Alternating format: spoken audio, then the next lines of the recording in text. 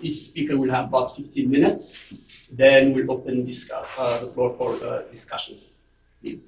Thank you very much. And thank you all for taking time out of your schedule to come and to give us a chance to be together. And I'm very much looking forward to also learning from my very distinguished colleagues that we have here. So for a people and a civilization that prides itself on having 5,000 years of history and 3,500 years of recorded history, to collapse history onto 15 minutes, as you can imagine, is a bit of a challenge, but we're going to meet it, so help us God. And I want to begin with a historical reminder that relations between Iran and the United States were not always tense. And in fact, there was a time, as you will see, where the American diplomats stationed in Iran positioned themselves with the Iranian people and against the British on the side of liberty and freedom and against the practices of tyranny. That dynamic and the Iran's relationship with the West comes to change as Western powers, initially Great Britain and later on the United States, come to take on a more direct role in Iranian politics. For example, even choosing to remove Reza Shah Pahlavi in 1941 in favor of his young son, Mohammad Reza. And the British letter to Reza Shah makes it very clear that this is not really a suggestion, but rather an order.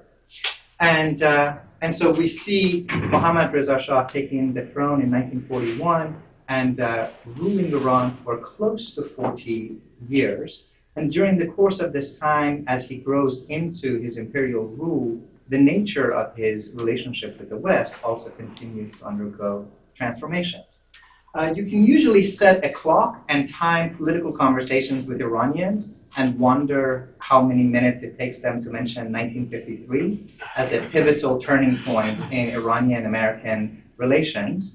And of course, we know about the coup engineered by the CIA, known as Operation Ajax, orchestrated by the nephew of President Teddy Roosevelt with the unfortunate name of Kermit Roosevelt, which resulted, as Iranians will no doubt be happy to tell you, in the ouster of the democratically elected Prime Minister of Iran, the aborting, really, of an ongoing democratic process and the reestablishment of the Shah over politics of oil.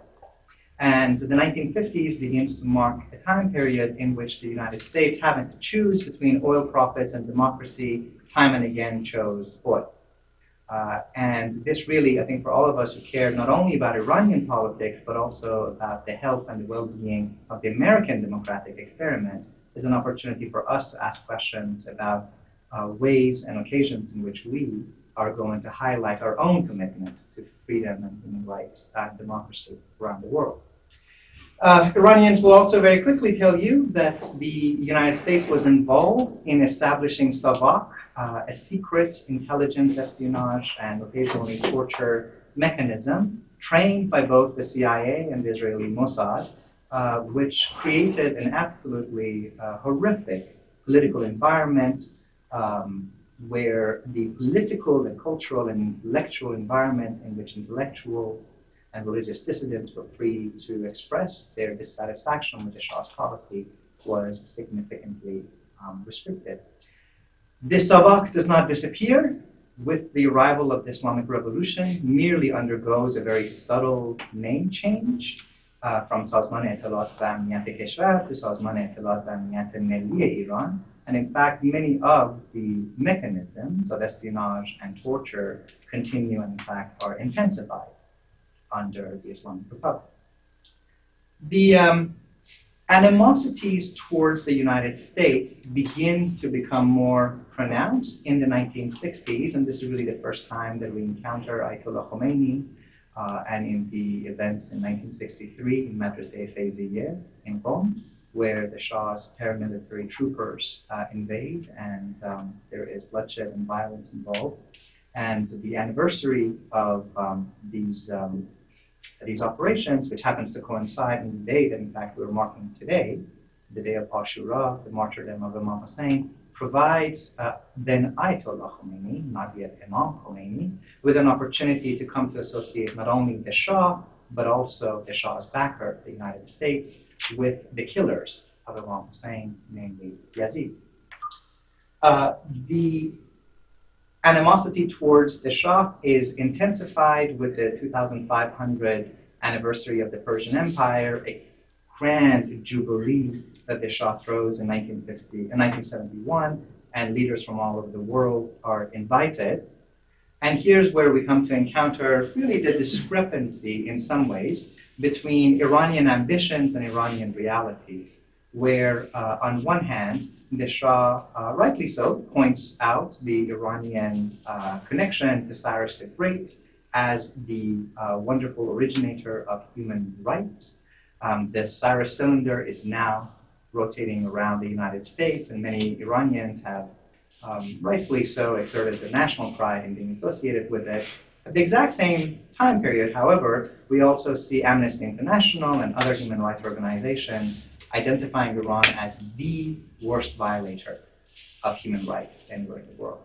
So this stark contrast between aspirations of human rights and realities, which of course, yet again, is going to surface after the Islamic Revolution. During this time period from the 1960s to the late 1970s, the Shah meets repeatedly with every American president. It's fair to identify Iran as perhaps the closest American ally in the region. And one reason why it's good to trust historians but not forecasters, less than a year before the ouster of the Shah, you have President Carter making the now rather comical statement that Iran represents an island of stability in an otherwise turbulent region. And by the way, President Rouhani used that exact same expression in the United Nations General Assembly last month. The increasing anti-US sentiment begin to be seen in a public way within the Iranian context. You see the immortal word which need no translation into Persian. Those of you that can read Persian and Arabic will recognize that phrase, Yankee go home. Yankee go home becomes a Persian slogan that doesn't even need translation. It can simply be transliterated. And here the somewhat socialist, masculine Iranian worker is engaged in a kind of struggle with the figure of Uncle Sam. And at the time when the Shah orders his soldiers to take on the rather unprecedented action of actually opening fire upon the Iranian population during the 1978 and 79 uprising, is when we begin to see the seed of the Iranian Revolution coming to fruition. This is the time, of course, that Khomeini emerges from a rather crowded field of multiplicity of voices which are competing for the affection and the attention of the masses into the foreground. And it's at this time period that a revolution which might have gone in multiple different directions, it might have been a student revolution, it might have been a socialist revolution, it becomes much more carefully orchestrated and concentrated in the direction that Khomeini was envisioning. One way that we see the relationship with the United States figuring into this is through the very rich legacy of political theater and revolutionary posters that were prominent all over Iran. And here's one of the better known examples where we see on the left-hand side Khomeini, and I like to see him as a kind of Sufi Jedi master, using the force to push out the Shah. The Shah has fallen, the crown has fallen from his head, but he's still trying to hide under the mantle of the West. And it's the West which is a conglomerate creation. The United States, Great Britain, and Israel are all compressed into one entity. This is also the time in which Ayatollah Khomeini fully enters the depiction and the imagination of the West. 3 times in less than a year, he is featured on the cover of Time magazine. This is rather unprecedented level of attention, and he's in fact chosen in a rather controversial decision as the so-called Man of the Year by Time.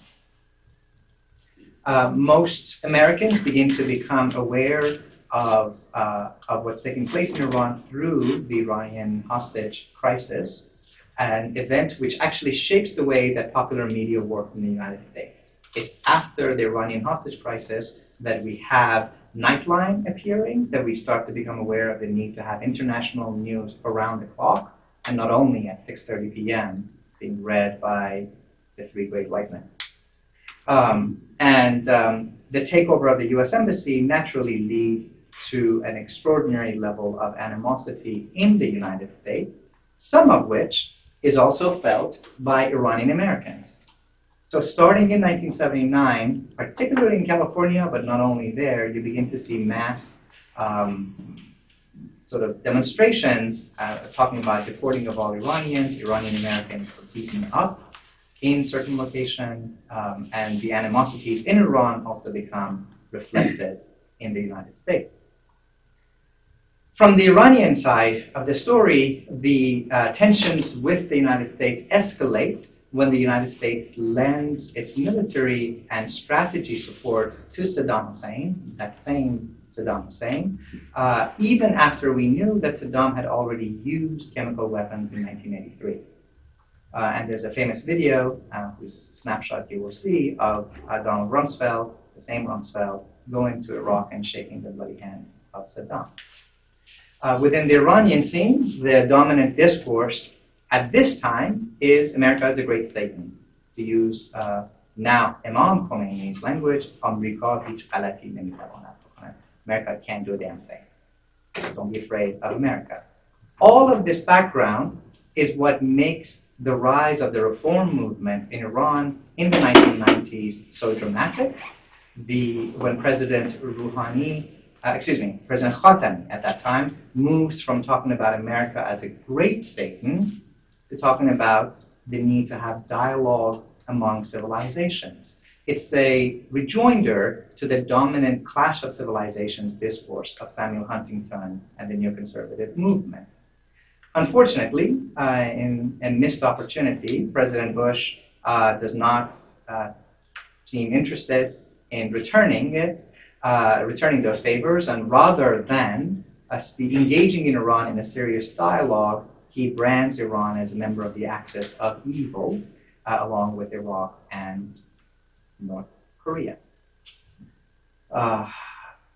Certainly a missed opportunity, and one hopes that today we're not witnessing another missed opportunity. When the presidency of Iran is handed over to Mr. Smiley Face on the left, this is in fact his charming photo that he's displaying with his anti-Semitic rantings and nuclear conversations. The Iranian-American conversations hit a low point, whereas we in the U.S. tend to focus on Ahmadinejad's anti-Semitism and rightly so his nuclear conversation. Within the Iranian scene, much of the conversation has been about the issue of sanctions and the horrific human cost that sanctions have taken on the Iranian people.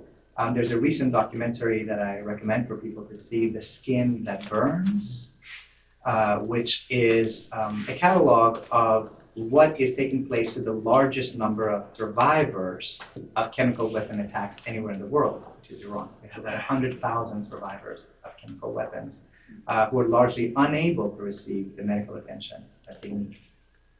The next opportunity, and this is one that we're still witnessing, comes with the rise of the Green Movement, and what a great honor to be sitting in the presence of not only a participant, but in fact a formative leader of this movement, the person of Ustaz Khadibar. May your efforts lead to fruition. And all of this, the Green Movement, which predates the Arab Spring, politically is crushed in the streets and through a subtle process that I'm sure we'll hear more about. And in fact, Ustad Khadibar's son, Ali Khadibar, has written a brilliant series of essays documenting the very careful coalition building between Iranian reformers and Iranian moderates leading to the election of President Rouhani. This is what brings us to the present moment, where you see a resurgence of the language of moderation within the Iranian scene, I assure you that all Iranian women are in fact just as photogenic as what you tend to see dominating the news coverage of Iran these days.